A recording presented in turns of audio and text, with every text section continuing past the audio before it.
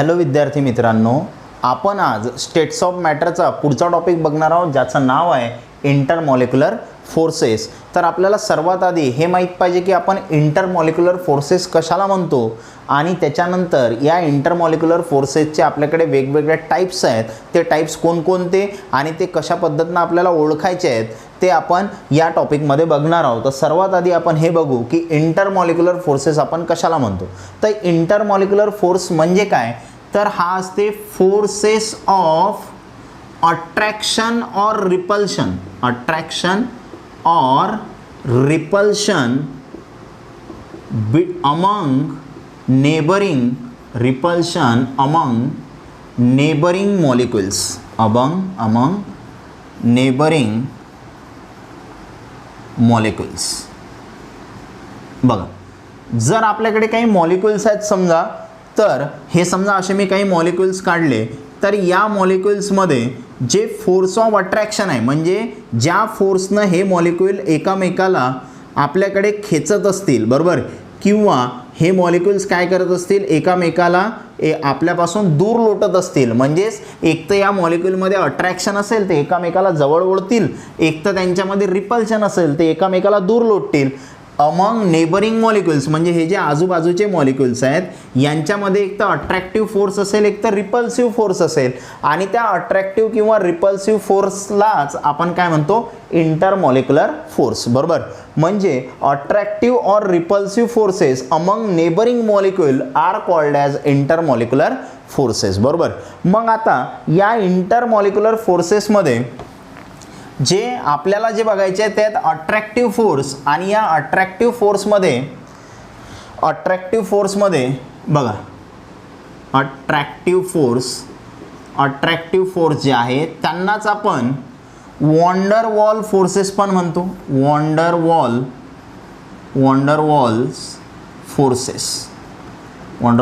Forces attractive फोर्सेसलाच काय म्हणतो आपण, वॉन्डर वॉल फोर्सेस। आणि त्याच्यामध्ये पहिला आहे डायपोल फोर्स, त्यानंतर दुसरा जो आहे त्याचं नाव आहे डायपोल इंड्यूस डायपोल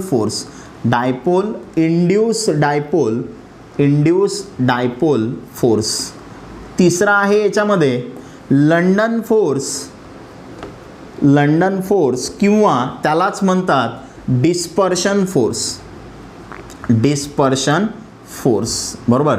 तर जे आपल्याकडे अट्रॅक्टिव्ह फोर्सेस आहेत त्यांनाच आपण काय म्हणतो, अट्रॅक्टिव्ह फोर्सेसलाच आपण वॉन्डर वॉल फोर्सेस म्हणतो। आणि वॉन्डर वॉल फोर्सेस आपल्याकडे तीन आहेत, dipole force, dipole induced dipole force, त्यानंतर लंडन फोर्स किंवा डिस्पर्शन फोर्स। त्याच्या आधी तुम्हाला हे माहीत पाहिजे, हे जे इंटरमॉलिक्युलर फोर्सेस आहेत या इंटरमॉलिक्युलर फोर्सेसमध्ये आयोनिक बॉन्ड आणि कोव्हॅलंट बॉन्ड येत नाहीत, बरोबर। आयोनिक बॉन्ड आणि कोव्हॅलंट बॉन्ड या इंटरमॉलिक्युलर फोर्सेसमध्ये येत नाहीत। हे स्ट्रॉंग फोर्सेस आहेत, बरोबर। हे काय आहेत, स्ट्रॉंग फोर्सेस आहेत, जे हे इलेक्ट्रॉन लॉस किंवा गेन केल्यानं जे अट्रॅक्शन होते त्याच्यामुळे तयार होतात, आणि हे इलेक्ट्रॉन शेअरिंग केल्यामुळे जे अट्रॅक्शन तयार होते त्याच्यामुळे होते कोव्हॅलंट बॉन्ड। तर हे स्ट्रॉंग फोर्सेस आहेत, आणि त्याच्या कंपॅरिझनमध्ये हे जे इंटरमॉलिक्युलर फोर्सेस आपण लिहिले हे वीक फोर्सेस आहेत, हे आपल्याला माहीत पाहिजे। हे स्ट्रॉंग फोर्सेस आहेत आणि हे वीक फोर्सेस आहेत। तर या वॉन्डर वॉल फोर्सेसमध्ये किंवा इंटरमॉलिक्युलर फोर्सेसमध्ये आपण आयोनिक बॉन्ड आणि कोव्हॅलंट बॉन्डला इन्क्लूड करत नाही, हे सर्वात महत्त्वाचं। तर अट्रॅक्टिव्ह फोर्सेस म्हणजेच वॉन्डर वॉल फोर्सेस, त्याचे आपल्याकडे तीन टाईप आहेत, डायपोल फोर्स। आणि या डायपोल फोर्सची एक स्पेशल टाईप आहे ज्याला आपण म्हणतो हायड्रोजन बॉन्डिंग। काय म्हणतो त्याला आपण, हायड्रोजन बॉन्डिंग। पण हे हायड्रोजन बॉन्डिंग खूप कमी कंपाऊंड्स दाखवतात, बरोबर, किंवा खूप कमी एलिमेंट्स दाखवतात, म्हणून त्यांना आपण सेपरेटली स्टडी करणार आहोत, त्यांना आपण याच्यामध्ये इन्क्लूड करणार नाही। म्हणजे आपल्याला वॉन्डर वॉल फोर्सेसमध्ये dipole force, dipole induced dipole force, त्यानंतर लंडन फोर्स किंवा डिस्पर्शन फोर्स बघायचा आहे, त्यानंतर एक डायपोल फोर्सचा स्पेशल टाईप बघायचा आहे ज्याचं नाव आहे हायड्रोजन बॉन्डिंग, आणि त्याच्यानंतर आपण आणखी एक अट्रॅक्टिव्ह फोर्स बघणार आहोत। त्या अट्रॅक्टिव्ह फोर्सचं नाव आहे काय येणार तो, आयन डायपोल फोर्स। कोणता फोर्स बघायचा आहे, आयन डायपोल फोर्स। पण हा जो आयन डायपोल फोर्स आहे याला आपण वॉन्डर वॉल फोर्स म्हणत नाही, बरोबर. तर हे ध्यानामध्ये ठेवायचं, या आयन डायपोल फोर्सला आपण वॉन्डर वॉल फोर्स म्हणत नाही. वॉन्डर वॉल फोर्स आपल्याकडे 3 आहेत, dipole dipole force, dipole induce dipole force, त्यानंतर लंडन फोर्स किंवा डिस्पर्शन फोर्स, हे वॉन्डर वॉल फोर्सेस. आणि हे 3 अट्रॅक्टिव्ह फोर्सेस आहेत, हा पण अट्रॅक्टिव्ह फोर्स आहे, पण या अट्रॅक्टिव्ह फोर्सला आपण वॉन्डर वॉल फोर्स म्हणत नाही. आणि डायपोल डायपोल फोर्सची एक स्पेशल केस आहे ज्याचं नाव आहे हायड्रोजन बॉन्डिंग. म्हणजे आपल्याला हे 5 टॉपिक आज बघायचे आहेत, तर हे 5 टाईप आपण एक एक उदाहरण घेऊन, एक एक एक्झाम्पल घेऊन समजून सांगण्याचा प्रयत्न करू. बघा, तर त्याच्यामध्ये सर्वात पहिला जो आहे तो बघू आपण, डायपोल डायपोल फोर्स. तर सर्वात आधी आपल्याला काय माहीत पाहिजे बघा, तर डायपोल डायपोल फोर्समध्ये त्याच्यामध्ये एक शब्द दिसत आहे तुम्हाला, डायपोल डायपोल फोर्स. तर आता पोल म्हणजे काय, तर इथं पोल शब्द आहे, तर पोल इंडिकेट करते पॉझिटिव्ह आणि निगेटिव्ह. पोल काय इंडिकेट करते, पॉझिटिव्ह आणि निगेटिव्ह. आणि डाय का म्हटलं, कारण 2 आहेत, एक पॉझिटिव्ह आहे आणि एक निगेटिव्ह आहे. तर डायपोल डायपोल फोर्स म्हणजे काय, तर असा फोर्स जो 2 पोलार मॉलिक्यूलमध्ये लागते. कशामध्ये लागते, पोलार मॉलिक्युल्स. म्हणजे पोलार मॉलिक्यूल, त्यानंतर परत दुसरा कोणता आहे आपल्याजवळ, पोलार मॉलिक्यूल. तर हे तुम्हाला ध्यानामध्ये ठेवायचं आहे. तर dipole dipole force exist between polar molecules आहे ना, म्हणजे हा एक पोलार मॉलिक्यूल आहे, हा एक दुसरा पोलार मॉलिक्यूल आहे, यांच्यामध्ये जो फोर्स आहे त्याला म्हणतो आपण डायपोल डायपोल फोर्स. आता पोलार मॉलिक्यूल म्हणजे काय, तर पोलार मॉलिक्यूल म्हणजे असा मॉलिक्यूल ज्याच्यामध्ये चार्जचं सेपरेशन असते, म्हणजे चार्ज सेपरेट असतात. म्हणजे तुम्हाला काय दिसेल, तर एका बाजूला पॉझिटिव्ह आणि एका बाजूला काय दिसेल, निगेटिव्ह. इकडे पण पोलार मॉलिक्यूल आहे, तर एका बाजूला पॉझिटिव्ह आणि एका बाजूला निगेटिव्ह. आणि काय होणार, या पॉझिटिव्ह आणि निगेटिव्हमध्ये काय असेल, अट्रॅक्शन असेल. आणि हे जे अट्रॅक्शन आहे त्या अट्रॅक्शनलाच आपण काय म्हणतो, डायपोल डायपोल फोर्स. कारण याच्यामध्ये पण डायपोल आहे, याच्यामध्ये पण डायपोल आहे. तर हे जे पोलार मॉलिक्युल्स असतात यांच्याकडे परमनंट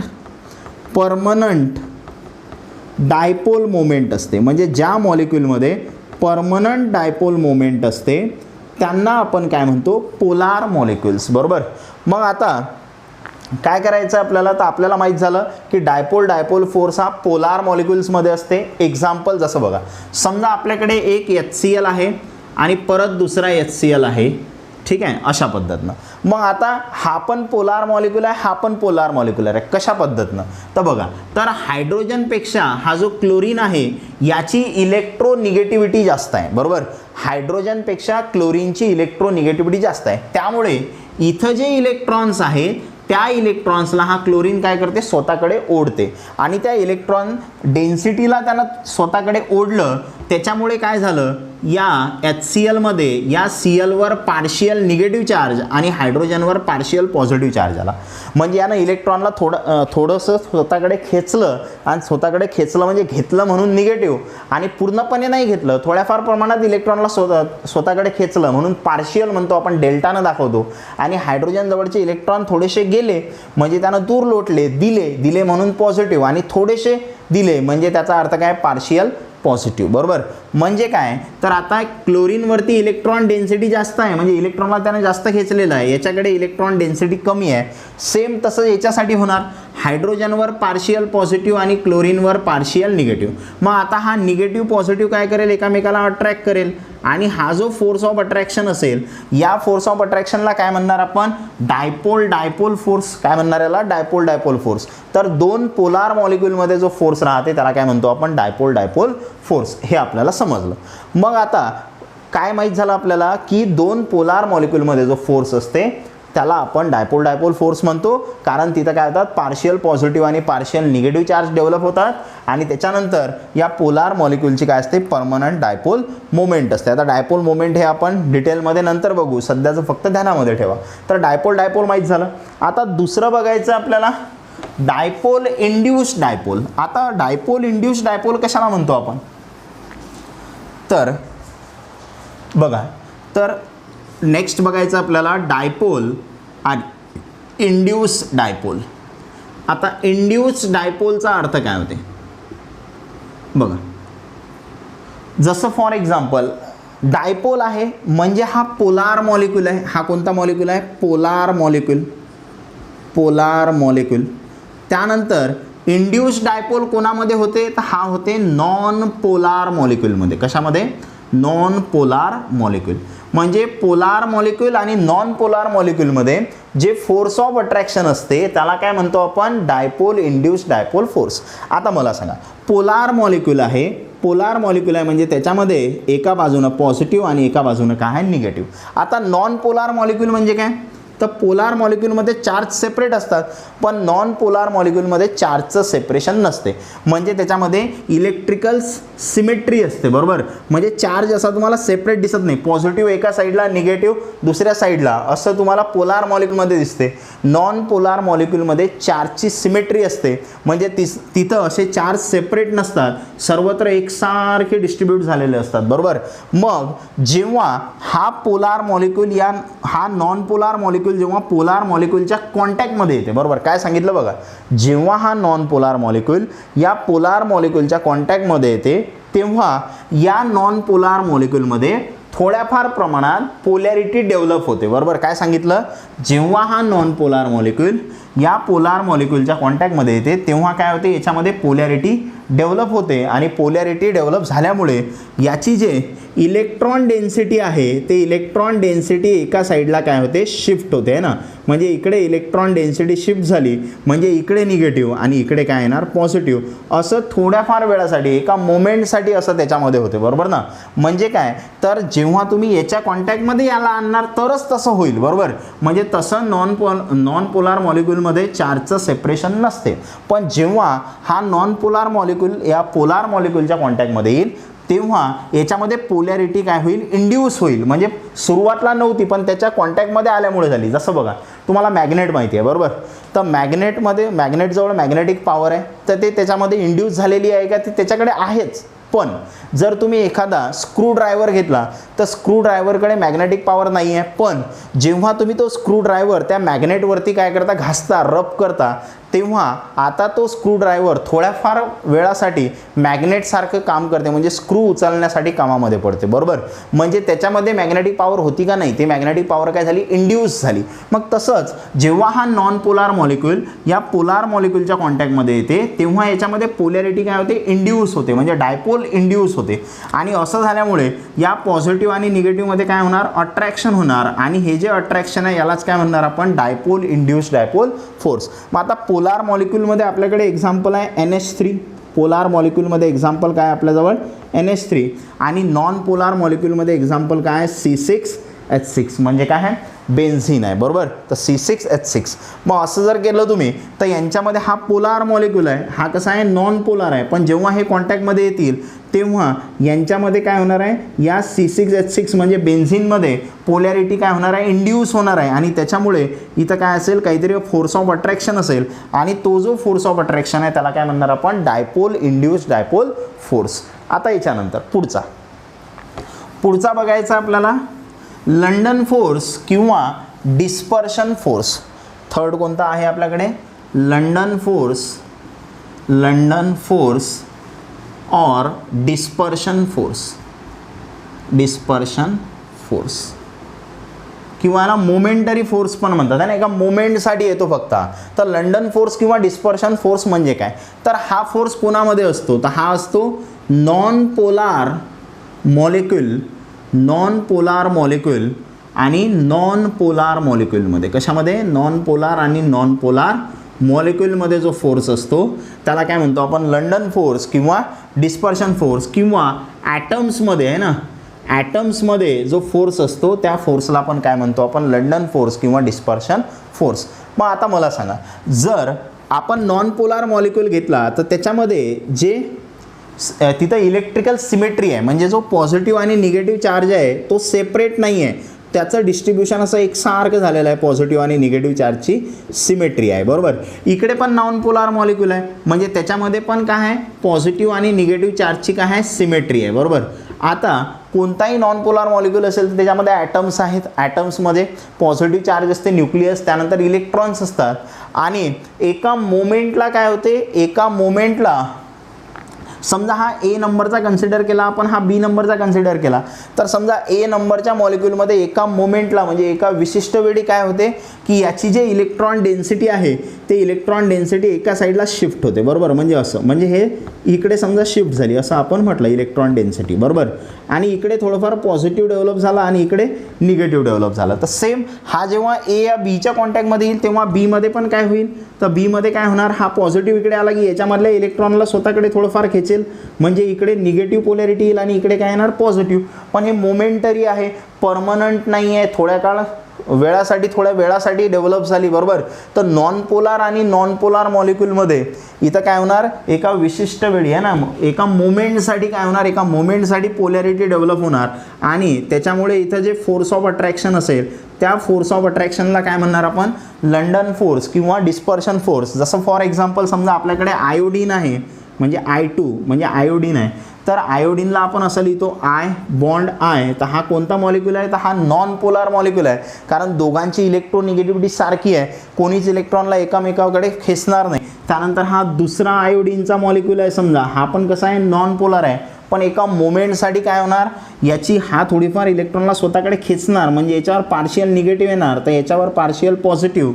मग हा पार्शियल पॉझिटिव्ह काय करेल, हे याच्याकडून इलेक्ट्रॉन खेचेल, म्हणजे इथं पार्शियल निगेटिव्ह आणि इथं पार्शियल पॉझिटिव्ह, म्हणजे यांच्यामध्ये काहीतरी फोर्स ऑफ अट्रॅक्शन असेल आणि ते फोर्स ऑफ अट्रॅक्शन दोन नॉन पोलार मॉलिक्यूल आणि दोन नॉन पोलार मॉलिक्यूलमध्ये असेल, त्याला आपण लंडन फोर्स किंवा डिस्पर्शन फोर्स म्हणतो. तर फ्रिट्स लंडन नावाच्या सायंटिस्टने हे सांगितलं होतं सुरुवातला, त्यामुळे त्याचं नाव यांना देण्यात आलं लंडन फोर्स, जे नॉन पोलार आणि नॉन पोलार मॉलिक्यूलमध्ये असते. आणि नॉन पोलार मॉलिक्यूलची जे डायपोल मोमेंट आहे ते डायपोल मोमेंट किती असते, 0, म्हणजे याची पण डायपोल मोमेंट 0 आहे, याची पण डायपोल मोमेंट 0 आहे.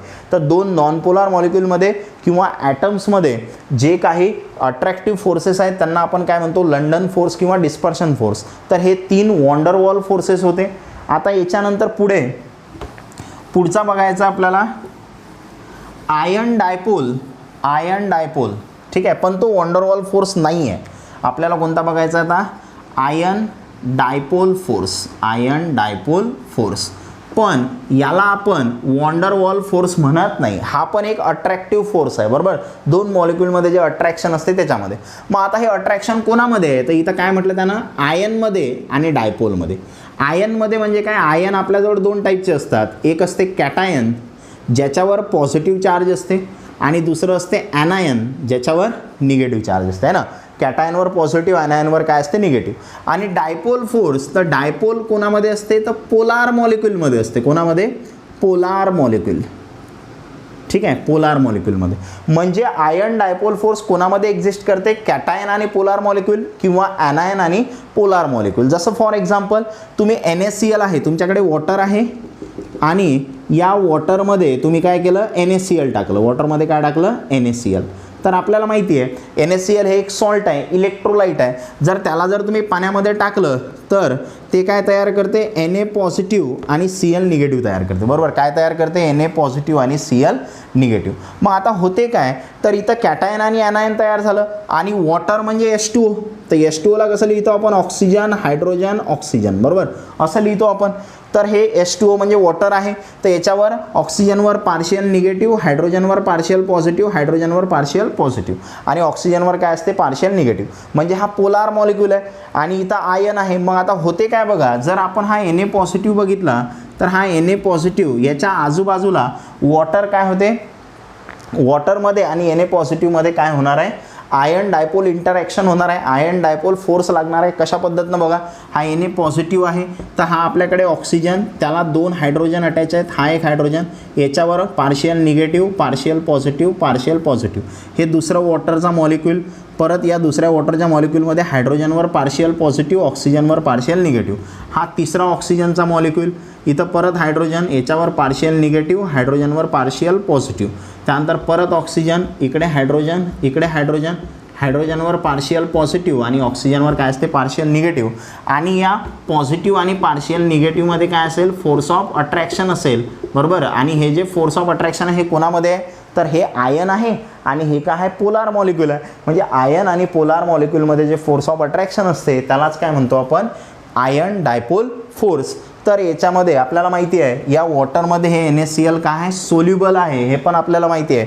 तर हा NaCl अशा पद्धतीनं वॉटरमध्ये काय आहे सोल्युबल आहे हे आपल्याला माहीत झालं. जसं इथं Na पॉझिटिव्हला वॉटरनं सराउंड केलं तसंच Cl निगेटिव्हला पण केलं जाते.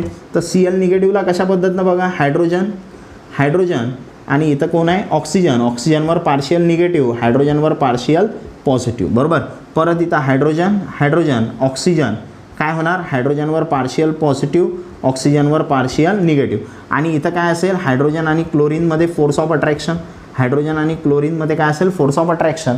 आणि हे जे फोर्स ऑफ अट्रॅक्शन आहे यालाच काय म्हणणार आपण आयन डायपोल फोर्स. तर आयन डायपोल फोर्स हा कॅटायन आणि पोलार मॉलिक्यूल किंवा ॲनायन आणि पोलार मॉलिक्यूलमध्ये असते, बरोबर. तर आपल्याला आता इंटरमॉलिक्युलर फोर्सेसविषयी माहिती झालं थोड्याफार प्रमाणात. आता आणखी एक इंटरमॉलिक्युलर फोर्स आहे आपल्याजवळ जो डायपोल फोर्सचा स्पेशल टाईप आहे, ज्याला म्हणतो आपण हायड्रोजन बॉन्डिंग. काय म्हणतो त्याला हायड्रोजन बॉन्डिंग. तर बघा, तर महत्त्वाचा टॉपिक आहे हायड्रोजन बॉन्डिंग.